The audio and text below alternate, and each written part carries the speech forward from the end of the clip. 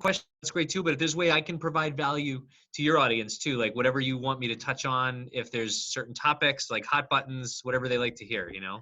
Well, you know what I would like to focus on, because a lot of the people who I speak to have not been in real estate long enough to really fail. You know, I mean, the market is so good right now. And they're just like, oh, all you have to do is XYZ. And I'm thinking, you know, as a person who's been in real estate for a long time, I know that the market isn't always going to be conducive to a flip that, you know, lasts 8 months, you know, to put together. And, you know, you there are certain things that you're going to need to learn that you haven't had a chance to learn if you've been in this market for during all these great times. And I just hear them like, oh, and you leverage this and you leverage that and da da da da. And I say, well, you know, that's a great way to do it, but you really have to be aware of the market and what it's doing, and you know, and that's. So I would love, you know, in your bio, you talked about your 5 failed real estate attempts, and I would love for you to talk about that, because it'll help people to see what can go wrong and what maybe they could do to learn from your mistakes. Sure. That's awesome. And if I don't know if this is an appropriate venue, but I actually did write a story in a motivational book about it too. We're a Oh, bestseller. good. Do you Excellent. want me to try? I won't promote it if you don't want me to, or Oh, all the absolutely. profits go to charity. So, okay. No, what I'll do is for each page, I don't know if you checked out my, you know, landing page for the podcast, but for each person's episode, there are links to anything we talk about, include, and, you know, their website and your book, you know, if there's a place to buy your, you know, where you want people to buy your book and stuff, just let me know. And everything you want to promote and everything, you know, your headshot and anything you want to tell people will be on there. Even if you want to put a link to the charity that all the money goes to, Oh, any cool. yeah, anything you want on there we'll put. So That's cool. Sure. No, that's awesome. Deal. Yeah, I'm happy to chat about that. That's and I'm also, yeah, like I've had 4, as I call them, hard resets in my career and personal life, and I think we all do, right? And that's kind of what makes us all human and relevant and vulnerable. And I'm open to sharing anything, because that's our podcast is on the same thing, Christine. It's called the Shut Up and Do It podcast, and it's only about people who've gone through a struggle, whether it's personal, professional, whatever it is. yeah. And would love to have you on too, Oh, I've got if you're plenty of willing to be struggles. vulnerable. Yeah. I had some great So struggles to share. that's the whole point, though. It's to show people that we're all human, and because everyone hears the successful real estate investor story, right? And they're watching HGTV, and they hear gurus, and they see everyone on Facebook, which is the best 10% of their lives, right? Yeah. No one knows the struggle. No one knows how real it is. No one knows what the learning that has to go into what we do, how we do what we do every day. You as, you know, an agent and an investor, and, you know, me as a investor trying to get bills paid, right? So it is what it is. So good. Anyway, thank you for being real, raw, and vulnerable. Yeah. That's my new motto, actually, is keeping it real, because there isn't you know, I stopped coloring my hair, so that was sort of the motivation for that saying. You know, I'm just like, this is it, you know, like I'm 57. I don't need to like look like I'm 25. You know, if you don't want to work with a person with some frosting, then that's okay. You know, look away if it offends you. But, you know, consequently, or funnily enough, when that happened, like all of a sudden gray hair became in and all the kids are getting their hair gray. It's like, okay. Nice, So all the nice, old very people are good. coloring their hair and all the young people are turning it gray. It's like, all right. That's very cool. I love that. And I think you look fabulous. Look, I Oh, just gave up. I yeah, just just gave like up. that's my next step. I'm ready for that. Take it off. I'm sick of it. Oh Oh. gosh, that's cool. Cool. Well, whatever you want me to do, I'm ready when you are, unless we're already in it, in which Well, case yeah, we're in it. We're in it. We're talking and we're recording. So I'll leave it up to Savannah, my editor, to figure out what stays and what goes. So, Nice, yeah, nice. she's really good. So definitely Cool. my first. So what I'm going to do is add an intro for you and just go back to your bio and kind of stuff. But if there's something specific you want me to say about you, then, you know, you can either email me or you can tell me right now or whatever. No, I think did anyone send you our bio? I think, Yeah. I mean, there's like an obnoxious one that's super long, built for RIAs, and I apologize if you got that super long one, but there's also like short ones. So whatever works for you. If you want a short one, let us know. If you get the long one, whatever. Well, this one's not that long. I mean, Okay. let's say I'm just looking at it here. It's a good Yeah. picture of you and standing by a tree. And it's about, I don't know, 3 paragraphs, something like that. So it's not crazy. Okay, that's not Yeah. too bad. I'll just throw it into a Word document, and give it a heading and put it on the website. Sure. Yeah. Yeah. Started. I think. Well, we obviously. Yeah. You sort of know what we do. I mean, we're started in the investment world, right? And progressed into a retail brokerage. So we do have realtor brokerage, but here we're all about you and promoting your business here. We're not here for anything else. It's fine. No, We it's about you. but we have a short sale company that negotiates debt for distressed homeowners. Mainly, my partner Maryann runs that. Mainly, she focuses on working with listing agents and attorneys, even Hmm. to kind of take over that whole back office process and make everyone look like superstars at the end. Hmm. We have a property management firm now. We have a rental holdings company that holds all of our rentals, and that's asset managed. So we've been around, but it's all that to say, we're not. It's every single one of those companies was a result of a struggle that we had in another company, right? So it's not Right. like we were completely defocused. We literally were like, have to come up with a solution. How do we do that? And we Yeah. just went for it. So Yeah. yeah, that's the general gist of the bio. If it's in there, great. So Yeah. Well, that's good. Okay. Perfect. So bringing yourself to that point where you first of all knew that you didn't want to do what you had been doing, right? Your bio talks about, nobody likes attorneys and whatever, and didn't want to yeah, do that anymore. And then to because persistence, right? If you can get 5 bad deals, that means that you were like, look, I know that I can do this thing. I know that it's possible. I'm not going to give up, but I learned this new thing that now is going to take me and make me better the next time. Just- gotcha. Yeah. If we go way back, like you just brought up, yes. So I was working at a bank in Boston, and they had me working a good amount of time, like 60, 78 hours a week. And they had me working like weekends. And I just remember it was exhausting. And I was having some neck and back issues because of the stress. And, they sent me across the world actually to train a whole team. It was a great experience. And I have nothing against it. But that was the catalyst for me just knowing that there was a better way, right? I wanted a little more freedom. I didn't need a lot of freedom. I was still young, right? But I needed something. I wanted something where I could control my time a little bit better. yeah. And I just, like many people, maybe I saw an infomercial on TV once. It was the John Beck's tax lien free and clear system. And it was telling me, I knew nothing about real estate, right? I was a banker. So knew nothing, and it was showing me how to buy real estate with pennies on the dollar, with none of my own cash or credit. And I'm like, well, that looks kind of cool. And there's a whole side story to that where I actually lost a board game, and I only bought the program as like because I was like depressed that I just lost a board game. But we won't get into that right now. So I bought this thing. It was like $50 online. It shows up in the mail. And I read through it. I'm like, I learned a lot about, tax liens and what this and that is. And it says, if you're serious about real estate investing, call this number. Right? I'm like, I guess I'm serious. So I called the 800 number, and the best salespeople in the entire world, because I still didn't have a lot of money, right? I was fresh out of school and, trying to work, pay the bills and get my own place. Best salesperson in the world talked me into my first $6,000 over the phone coaching boot camp guy thing. Wow. Right. Yep. And I didn't get a lot out of that coaching, except they got me to read the Rich Dad Poor Dad book, right? I assume you and most of your Yes. guests Yes. have also mentioned that book. Yes. And if they haven't, here's another plug Yeah, for that exactly. book. So that book, I often have a link to that book because it's a lot of people's favorite book. it was the book that changed pretty much my whole outlook, my whole set outlook on life and business. So reading that book got me then to invest in myself, and I went to the Learning Annex. That was in 2005 in Boston. It was like this huge thing, and Donald Trump, before he was Donald Trump, was there, and Robert Kiyosaki was there, and Tony Robbins was there, and a whole bunch of different people were there. Yeah.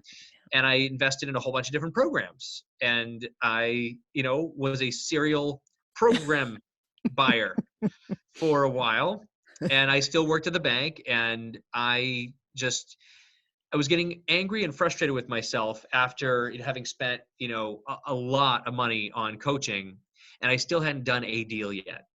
And I remember myself, and you might have heard the story already, Christine, but for the benefit of some of your listeners, I had a lot of hair then. And it was in the shower, and I didn't really know what to do. One day I was looking in the shower, looking at a shampoo bottle saying, by the time that shampoo bottle hits 0, I'm going to have a real estate deal. Like I have to close on something. I have to do something with all this coaching. And literally that bottle in my shower became my accountability partner, right? Like I just would look at it Cool. every day, and I was starting to use less and less and less, and I was losing hair, which helped. I'm just going to shave my head. I can't possibly meet this goal. That would have been ideal at the time, right? But no, that literally became my accountability partner. And I just remember, days would go by. There were days that went by that I was just slammed at work and I couldn't do anything about it, but I'd still look at it the next morning and be like, oh. Yeah. And finally I was posting on, Bigger Pockets, and that was brand new at the time. Yeah. And another guy found me out of state, and he saw me out posting and reading articles, and I had learned how to do the direct marketing thing because of that first over the phone boot camp with direct mail and pulling lists. It was like, I see you out there hustling. Like I'm finding, now this was 2005, right? 2005. He's like, I'm finding undervalued real estate. We're finding undervalued real estate. We're lining up rent to own buyers who will pay above market rent to rent those properties out for like 20% above market. And they're signing a P&S agreement, a purchase and sale, for 20% above what we're paying to close in 3 years. And the best part was, so you'd be making money with rental cash flow for 3 years. And I was a spreadsheets guy, right? I was a banker. I wasn't a real estate guy. I was a banker. So spreadsheet worked great. Cash flow for 3 years. Got money 3 years later with a cash out once they bought the place. We're helping someone with some credit issues, right? And the best part was, back then, which was legal, is no longer, you could contract with the seller for $400,000, and then at the closing table, and you could finance that 90 to 100% finance back then, right? And at the No closing doc table, loans. Yeah, that was great. there it is. Those were the days, man. Those were the days. And at the closing table, the seller would give us something called a payment authorization back for like $50,000 as a good luck, thanks and good luck payment. So we made money at the closing with the cash flow for 3 years, and then on a resale. I'm like, this is a no-brainer. I'm not going to buy one of these things. I'm buying 5 of them because I'm going to make all my money back for all the education and gurus that I had paid. And it just makes sense. The spreadsheets checked out, right? And this guy was going to manage everything. He was based in Minnesota. I was based in Boston. And he was going to be managing everything from, managing the tenants and the lease applications. And he was going to teach me along the way, right? So I closed on 5 with my lender out there, all 90% and 100% leveraged. And we had our call with him on Monday for next steps and moving the tenants in and that sort of thing. And he didn't show up to the call. And then, Wednesday came and Thursday came, and he was like answering emails, but sporadically. And then it's kind of elusive. And we're like, dude, like, we got to get these things rented. Like, come on, let's move these guys in. Like, I don't want to have to cover 10 mortgage payments, which would be coming up pretty shortly at that point. Yeah. And as it would turn out, the rental applications, the leases, and the P&S agreements were all not real. They were all forged. He took his 40% from the cash back at those closings, and we really never heard from him after that. So I paid an attorney to chase him. I paid property managers to try to rent these things out. Again, being out of state, right? I'd only seen these pictures of these places. Right. And I ended up losing.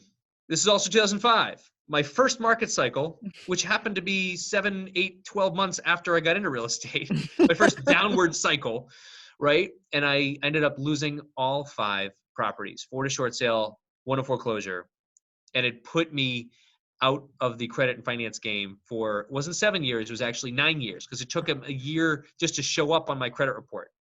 And they say 7 years, is how long a foreclosure affects you. It's really 8 to 9. And by the time I was it's all said down. and done.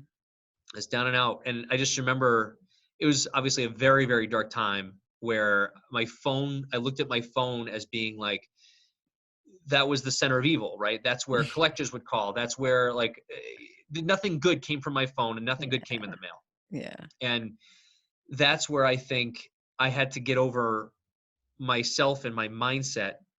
And I still had one course that I had already paid for that I hadn't yet taken. So I basically was down and out for at least 3 months. I put my head in the sand, worked at the bank. Thank God I still had my job. If they checked my credit, I'd lose my job, but I still had it.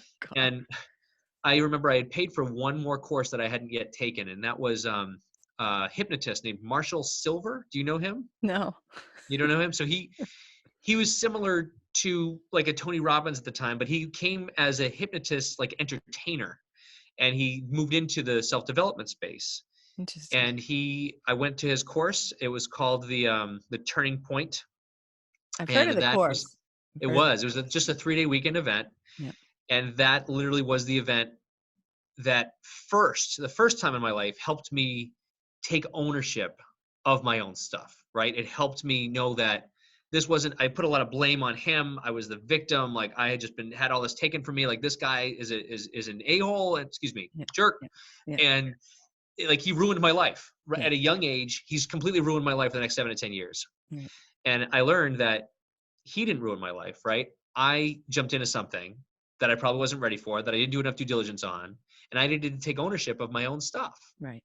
And in that course, I took my own ownership, and it was in that same weekend that I said, real estate's still my way out of the corporate world.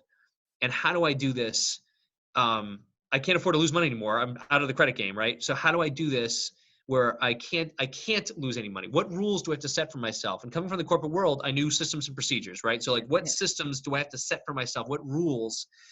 And slowly, I got my phone back out. My phone was locked in a drawer for at least 2 months because I just didn't want to deal with it. I didn't want to deal with the ringing, the collections calls and all that. And I finally took it out. I knew about a strategy called wholesaling, right? This is before I was licensed. Yeah. And I started slowly making phone calls, and I met a guy at one of the real estate investor meetings that was buying triple deckers in Somerville and Cambridge, and he was converting them to condos. Oh, I bet he's a happy guy now. He was well, again, that was 05 and 06. So Oh, right. Yeah. he You're figured out still in 05 and 06. Okay. Not so good. still 05 and 06, but he showed me what he was looking for, and I would just nights and weekends be on the phone and knocking on doors, talking to a lot of tenants and getting to the owners to try and find this guy deals. And he would pay me $5,000 for a contract, an offer that I could get. Yep. So that taught me, it got me no longer afraid of my phone. It taught me how to look for deals. He then loaned me, his contractor. I knew nothing of construction at the time. So he loaned me his contractor because my rehab estimates were way off, surprisingly. And from that moment forward, right, about 8 months later in 2006, I had enough money from all these wholesale deals to do my first hard money loan on a triple decker myself in Somerville. And I broke even on that project. And that was the biggest That's win. big progress, right? That was the from where biggest you win. were. That was it. And that moment forward, I was a real estate fix and flipper / wholesaler. Then I, got my license. And since then, it's always been about how taking ownership of my stuff. And my motto, my tagline at the time became, for my own self, for my own head, was shut up and do it. And everything we do now, it's like all over our office. It's not on our core values, but it's like all we have, and it's still like it's on my laptop. Like, shut up and do it. It's not me telling contractors, it's not me telling my people I work with. It's me telling myself every day to block the excuses, stop dealing with the crap, right, and just task at hand. What's the most important thing today that I can do right now to move my goals forward? Exactly. So that was a long story, but that was the beginning. And I've That's had perfect. Since then, I've had 4 other hard resets. Don't talk about those today, but as you grow in the business, right, you start to have different problems and different challenges and bigger issues. And I've learned, at least now, every single challenge I come across, right, as long as I know to take ownership and say, ouch, what can I learn from this? Absolutely. And how do we move forward? Yep, exactly. So Say, oh, that that's was how an uncomfortable learning experience, but hey, hold on one second. I gotta shut this thing off. You got it. But yeah, I just had a bad situation with somebody who was renting one of my Airbnbs up in New Hampshire. I'm not going to go into the details, but something was left behind all over the walls and the floor and all over from a little wild party. And what happened was, like, the cleaner came and found something on the comforter and thought that's what was causing this smell. She takes away the comforter. My boyfriend goes and he finds a blanket with this substance, and he's like, oh, this is what's causing the problem. He takes the blanket. I go there because I'm so anal. The bed skirt was crooked. So I'm like, oh, I got to fix this bed skirt. And I reach over and it's And that's when I find it, because it was stuck behind, like between the person must have been in bed and was sick on the everything. Oh. So it had been there now. At this point, it's been there for like 2.5, maybe 3 days, depending on when it happened. And so I was Oh. just like, oh my God, it was the worst. And at first I was like, oh, like, damn it, this is just the fault of, why can't Airbnb do something different? Why can't, and then I was just like, hello, you have to find a way to screen people differently so that you can identify that this type of person is thinking of, this young person is thinking of renting your house. And of course, on Airbnb, you can't discriminate. So I can't say, yeah, you've got to be at least a grown up, but I don't know why these young people have credit cards. I don't know, but whatever. It's I another didn't have whole a credit issue. card when I was, well, I found out how old they were only because they broke 2 windows. Only because apparently they had been somehow arrested or stopped by the state police, and they left those reports on there at the house, and the cleaners found them and sent me pictures. And so I'm like, they're like 18 and 19 years old. I'm like, oh my God, I don't want to rent to these kids, anyway. So yeah, Oh I my said, all right, bring it back. Let's create, like you say, let's make a system. Let's have a procedure. Let's have a screening process where this cannot happen again. God. You just touched on something else, Christine, too, right? Like in our business, if it were easy, right? If it were, Everybody would do it. everybody would do it. And to your point earlier, on market cycles, right? To your point of market cycles, like we now having lived through one at the very beginning of a downward cycle, Yeah. but also being a banker and being a total stats nerd, right? Like It the helps average. though. I know. Well, and I was mistaken too. So since 1960, the average real estate market cycle, right, is a 10-year national market cycle. But when you go back to 1910, with the exception of 2 world wars, our average market cycle is actually 13 years. So, I was always on the 10-year cycle in my head, right? Because that's what I had been taught. And then I'm looking at myself, well, now that I've been corrected, geez, it's 2020. 13 years ago was 2007. Now, I'm not saying doom and gloom is about to come either, but I do know that we as humans don't learn, right? And when we teach our short sale class for the realtor associations, the Consumer Finance Protection Bureau just 2 weeks ago. I don't know when this is going to get released, but right now it's February 28th. There's a big coronavirus scare. Markets are plummeting, and it wasn't a big issue. And we're all like, everyone's just, it's terrible. But now that the markets are plummeting, it's a big issue for everybody, right? Now it becomes an issue. But that's a whole soapbox for another day. The market cycle itself, right? If in the short, Consumer Finance Protection Bureau. Sorry, I have ADD. In that they just released a statement. I don't even know if you guys saw it yet.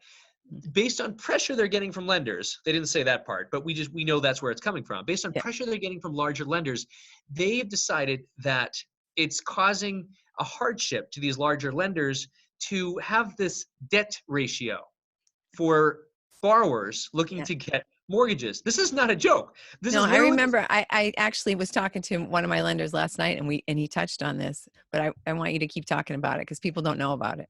This is so. I used to make fun of B of A, who just came out. This is now 4 months ago. They came out with a no doc, right? So here it comes again, and then the Big Short, and it's like it's here, and the short sale company's ready, right? Like so, if you or your team, Christine, need short sale negotiators, Maryann and the team, we're ready to go. All but right. in the other side of that is that for right now, the actual agency that was built to protect people from getting predatory loans, they're literally saying, oh, debt ratio, that's just causing an issue, why don't we eliminate it? Exactly. Sorry. It's more, no, it's a cycle, right? Like those were the days when you could just walk in. I remember a conversation I had with a banker. I was trying to buy a place, and this was in the, stated income, stated asset. So the guy said to me, well, how much do you make? And I said, well, how much do I need to make to buy this house? And he said, oh, 60,000 a year. I said, oh, that's perfect. I make 75,000. Do you think I was making 75,000 in those days? No, the guy just, he gave me the script and I followed it. I'm like, oh, okay, sure. Yeah. No one needs to see any paperwork to back this up or anything else. This is like, And I hear people say, well, the housing crash, no one saw it coming. I'm like, hello, when I can get a loan just by walking in and showing my face, that's not going to be sustainable. Hello. And even like, you talking about where we are in the market, I feel the same thing. You walk down the street, there's not an empty block that isn't being built on. Well, economics 101, supply and demand. Well, we have a really lot of supply now. So to my mind, it's inevitable that we're going to be reaching a point of saturation, even in Boston, where everybody needs a place to live. They can't all afford these prices. So the prices are going to have to come down. Why should I rent your crappy 15-year-old place or 50 or 150-year-old place when I can rent a brand new apartment that, I haven't even have the wrapping off of the refrigerator, Right. Prices are just going to have to come down. And the rental market is already saturated. So that always affects, the investor market, which affects the rest of the, oops. I totally agree. The MSA, we just did a whole presentation on this last week. Per the Home Builders Association and the National Association of Realtors, right? Yeah. Apparently, we haven't hit saturation yet with new builds. I don't know how that's possible. I know that you and I look at micro, right? So we're staying away from any projects that will end up being a resale of over $1 million. Because we're seeing a huge, and that's where it starts, right? The luxury market starts first with some price declines, days on market, and then it goes to the high-end condos especially in the markets that just became hot condo markets, like Salem, Mass, Lowell, Mass, right? Things that were hot condo markets back then. And now here, and then once those hit, finally it starts to get into the other side. But I have found in our business, we have a buy box, right? And our buy box specifically, our bread and butter is first-time home buyer land, right? There will always be people that are downsizing or people that don't have a home that looking for a home.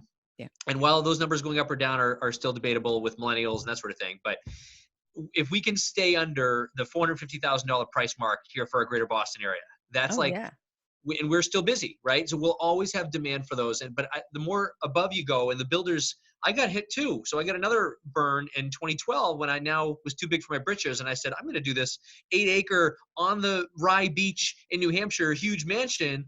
And it's going to be gorgeous because now I'm a hot shot, right? Totally got burned because I didn't know what I was doing. So I think builders are now going to kind of, everything I build, or renovators and flippers, anything I touch right now is making it a bunch of money. Yeah. Right? And it's then gold. all of a sudden you've got 14 projects going and you're like, oh, oops, what's happening?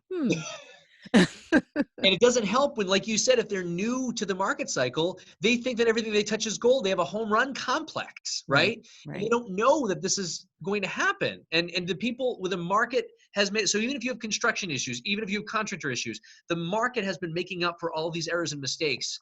And there's going to come a time when it does the opposite direction. And you have to buy right. Sorry. Yes. Another soapbox. Exactly. No, you're absolutely right. I have this friend who does, his primary business is not real estate, but it's a passion. He likes to do it. He bought this place a couple years ago and the house was completely finished, and he goes into the basement and he sees literally like if someone spilled a teacup full of water on the ground in the basement, and he's like, water in the basement. He excavates the entire exterior perimeter of the house and paints it with like this waterproof. I'm like, are you insane? Have you heard of a dehumidifier? But it didn't matter, like you said, because the market is still going up. So in his mind, he's getting his money back. It's like, no, you could have just held it for that long and not put however God knows how much money you put into that project. Oh but my gosh. Yeah. And those kind of people are going to be like, oh, this flip that just took me 15 months to do because I did all this ridiculous stuff that didn't need to be done. All of a sudden, gosh, the market has not been on my side all these 15 months like it was before. And now I'm losing money. Nailed it.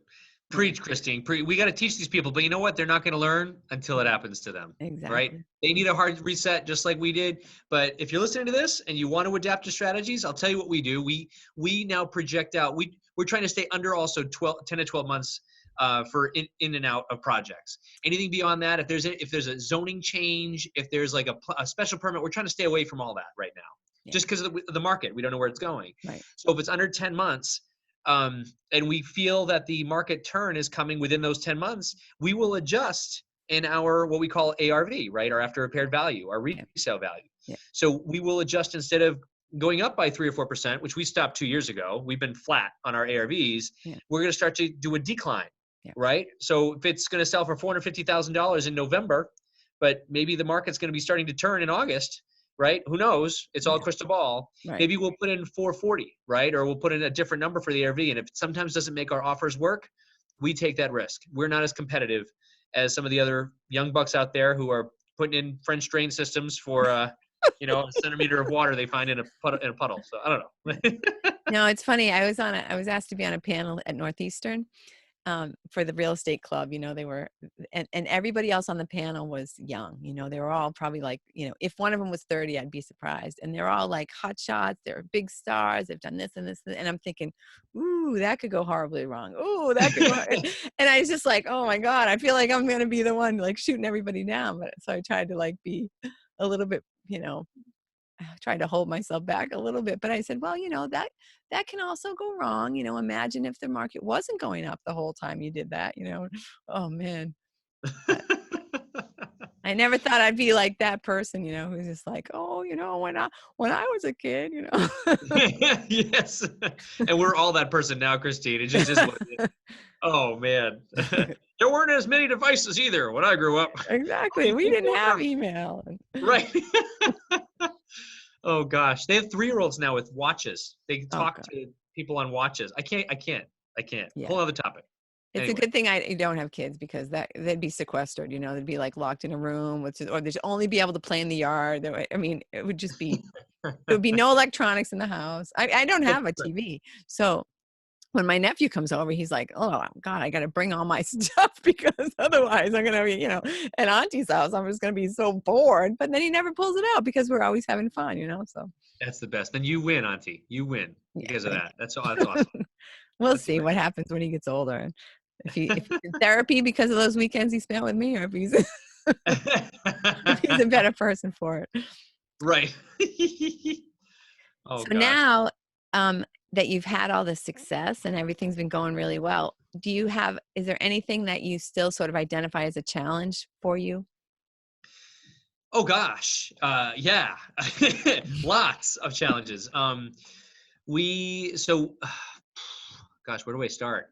So we have, I'd say one of the biggest challenges we face now as a company. So even though I've been in business now for about 15 years, our challenge, I only scaled, I'd say like within the last 3 years. I joined a couple of masterminds is what happened. And I realized that I was so far behind, even being in for 13 years. I'm like, I thought I had this stuff figured out. And I look across the room, I was doing, let's say 30 or 40 deals a year. And I look across the room and somebody's doing 100. And I'm like, what am I doing wrong? And then I go to another mastermind and now I'm doing, 100 and I see that guy's doing 300 and he's in San Diego. Like, how is this possible? So either way, people and process are our constant, my constant struggles now.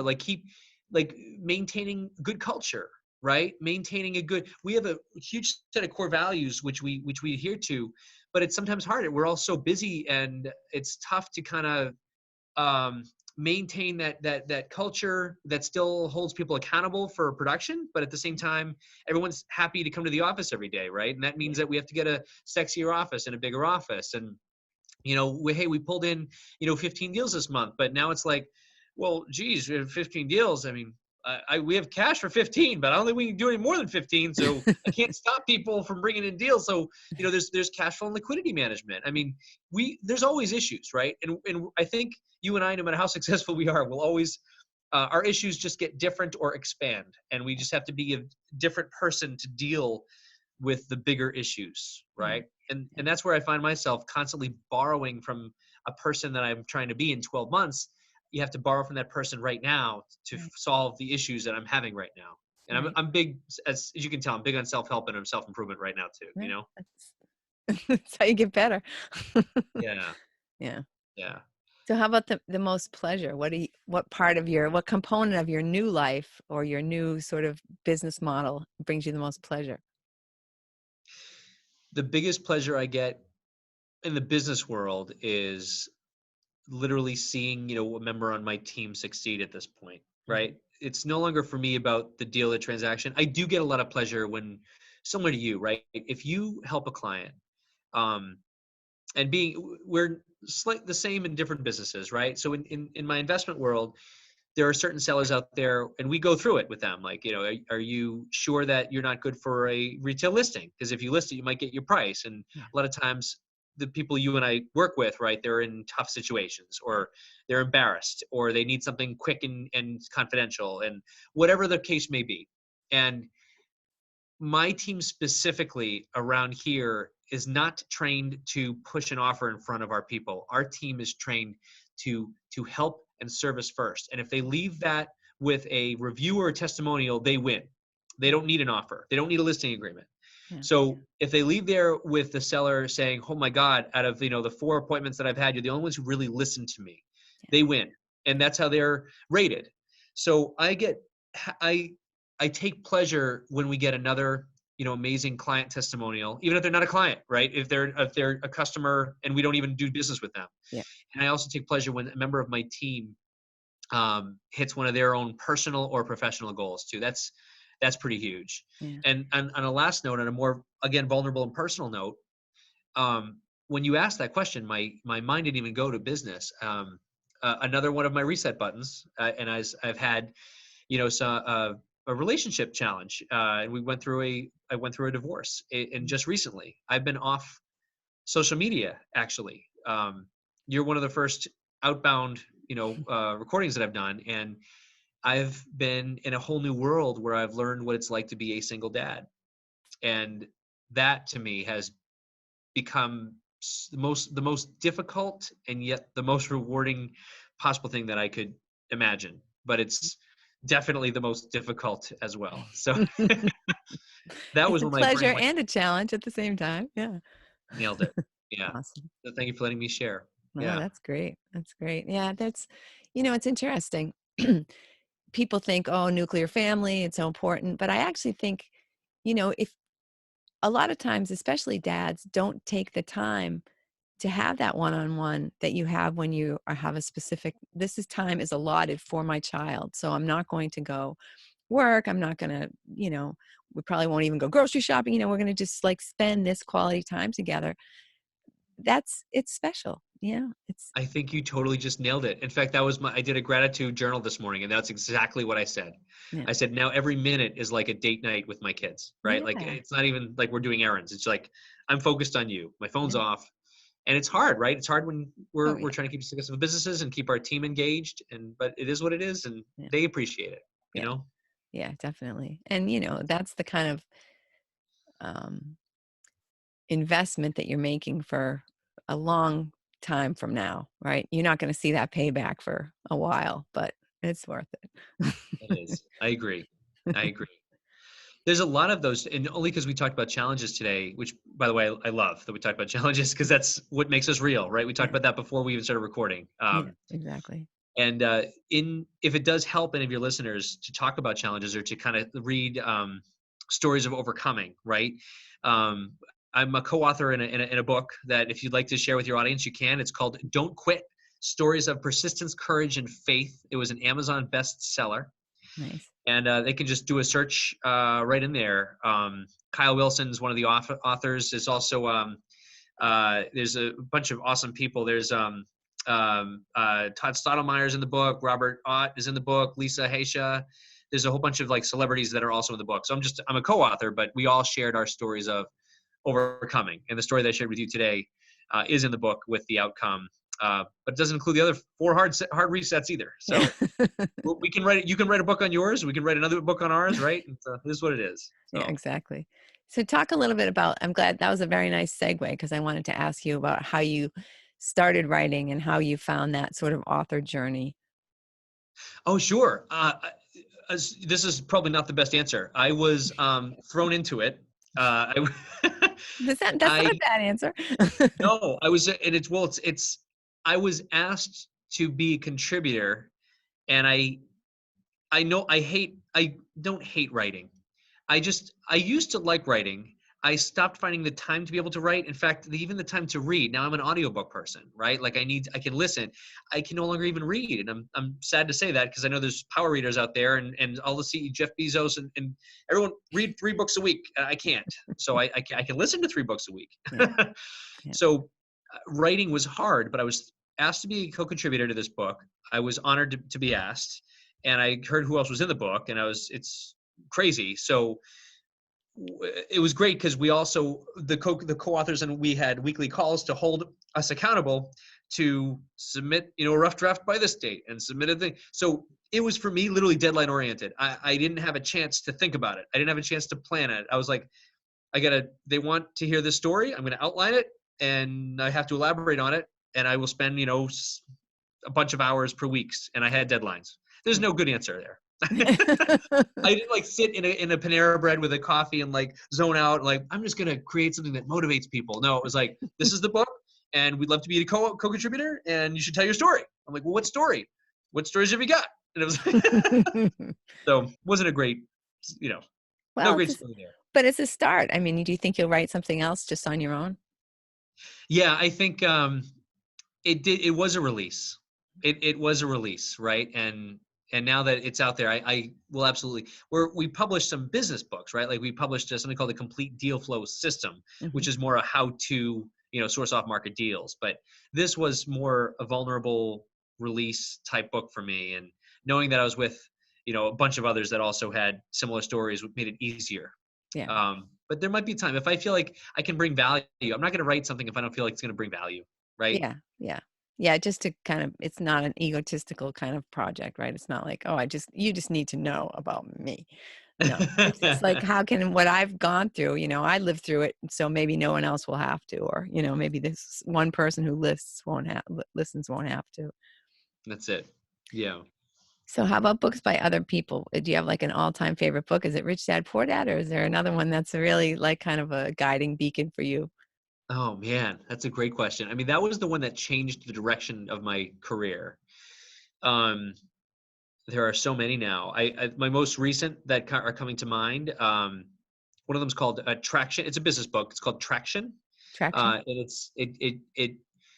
it's built for entrepreneurs, and I think specifically, I don't know if it's specifically real estate. It's been a while since I read it, actually, but it's a business book about how to put the right people in the right seats. And if you're looking to scale, right, Mm-hmm. putting the right people in the right seats in your company, in your organization, and how to hold people accountable, and how to structure a company, Mm-hmm. and using personality profiles and that sort of thing.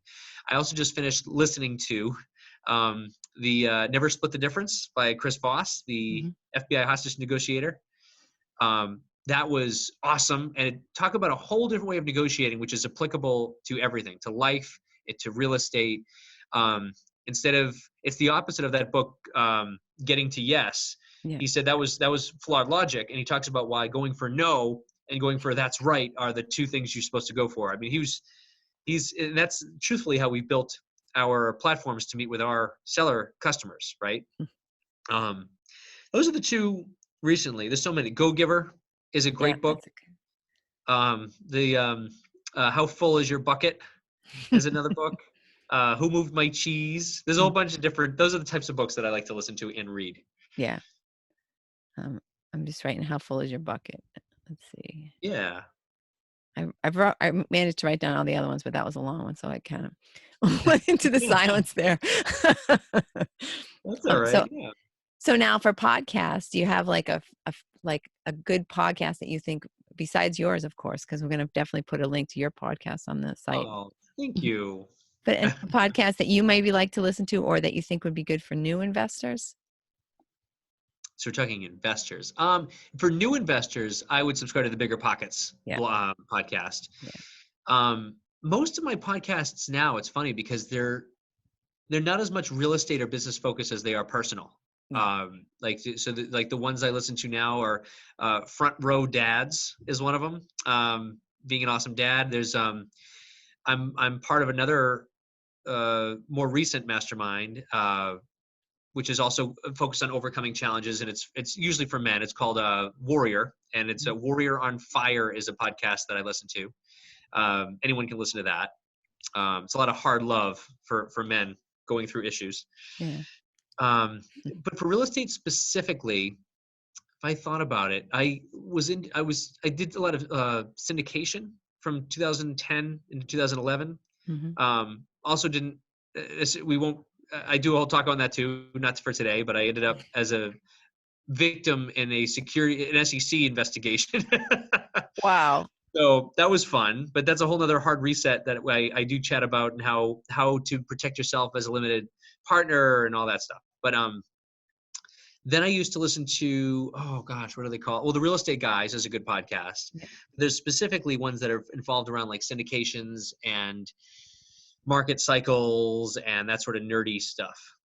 And I'll get back to you on that. Neil, I know the people, I just don't know what they're called. Okay. So that's all right. That's it. Bad answer. No. Yes. Shame on you. The one other thing that you talked about that I'm a huge fan of is masterminding. So can you talk about that for people who might want to get involved in a mastermind, and how you found your first? You said you had 2 masterminds where you're just like, oh my God, I'm a total loser. Everyone else is doing better than me. How can I get better? Just places to get inspired. And Yeah, for sure. I think masterminds are an excellent place, but I think even before people go to a mastermind, they should invest in a coach, right? Or they should invest in someone that's there to hold them accountable and that has done more than they have, and that they're offering themselves out as a coach. And once they go through that process, then they'll really realize that joining a mastermind is kind of that next level. So once you've been coached and you know how to hold yourself accountable, you I'm trying to think of how I found this one. Um, I had tried to join this mastermind. It was 3 years ago, and they rejected me, and that made me really want to get in.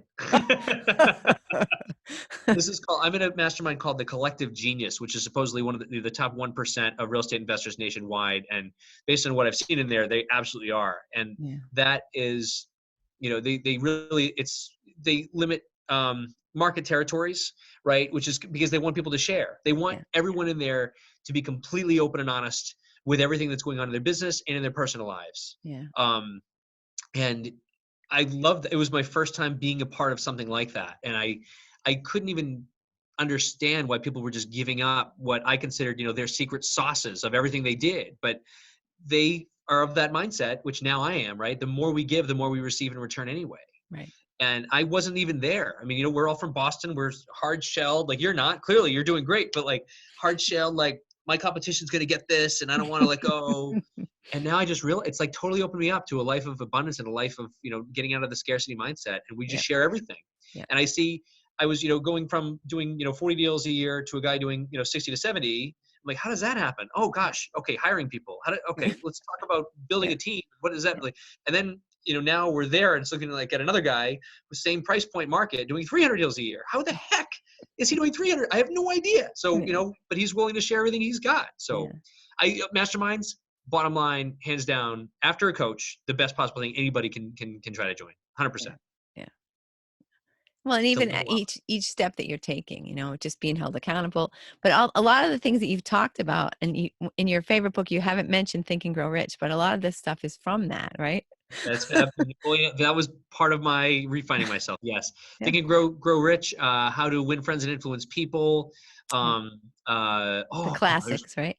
yes, the classics. They're up there with my Kiyosaki books. They're all on one bookshelf together. Yeah, yeah, yeah. They're just some that you just have to, because you real like the Go-Givers. I'm reading Think and Grow Rich. I'm like, the Go-Givers. They stole that totally from Napoleon Hill. He even coined the expression. I'm like, what? So, Nailed it. That's actually one of our one of our core values is give give first. first. Yep, Give first, right? We expect nothing. Expect nothing in return. yep, And it's exactly. been life changing. Yeah. Life changing. Yeah. Well, because it changes your attitude, right? That's the main thing. You're not like, well, what are they going to do for me? It's like, no, what are you going to do for them? And then people are like, oh, he did all that stuff for me. Now I have to do something.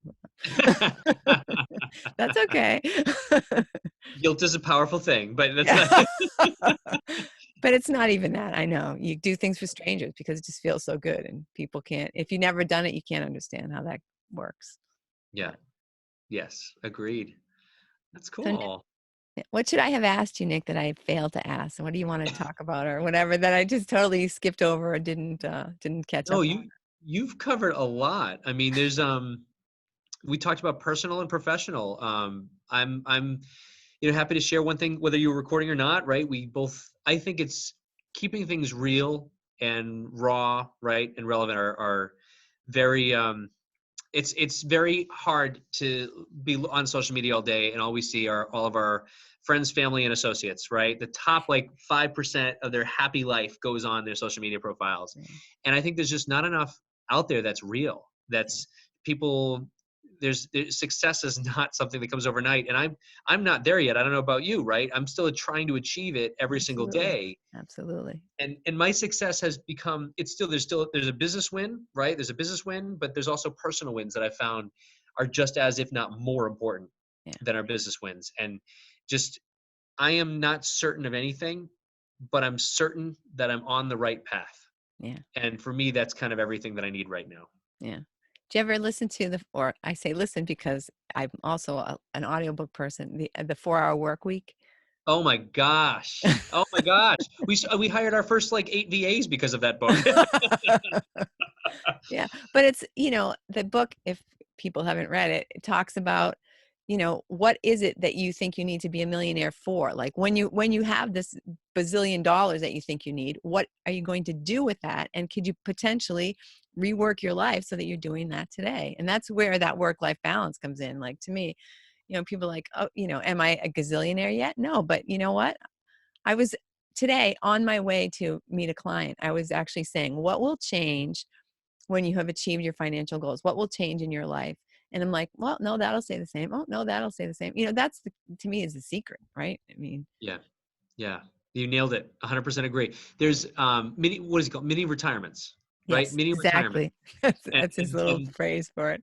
that was it. And if I can still, now that, being a single dad might change that a little bit, but I was of a mindset that, I wouldn't go on like week vacations. I wanted to go on like long weekends and then once a year take like a 3 or 4 week vacation. Like that was and I hope I can still get to do that because that was so much more effective and mind changing and life changing for me, right? Where Oh you yeah. could pretty much do anything you needed to in 3 to 4 weeks, at least Yeah. experience something. A week it's just, you're just barely getting relaxed. You're just Right. barely starting to stop picking up your phone and checking it or whatever.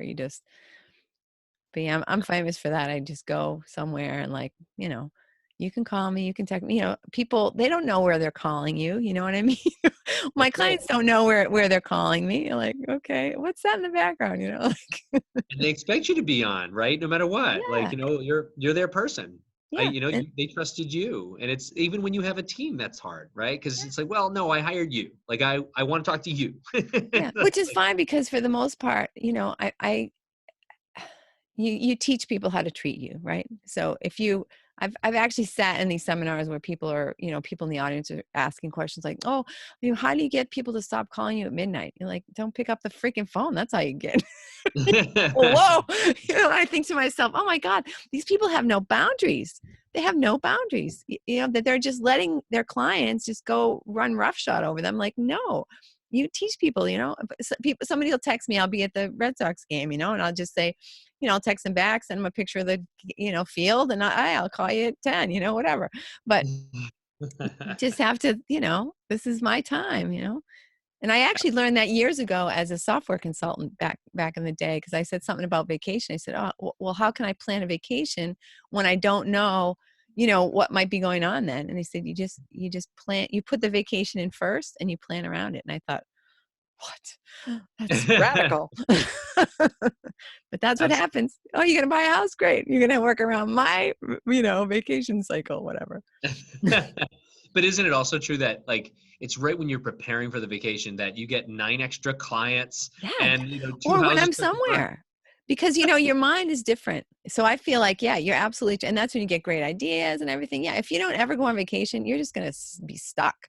You're never going to advance because you have to be away before like the universe says, oh, now we have to give you 5,000 things to do so you can feel bad about taking that vacation. I don't feel bad.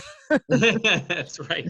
Creating that space. Yes, I'm That's 100% it. with The universe hates a void, right? you. That's awesome. This has been a pleasure, Christy. I I really appreciate I have loved having you. This is awesome. Really good. So it's going to air. I actually did a cool interview that's going to air.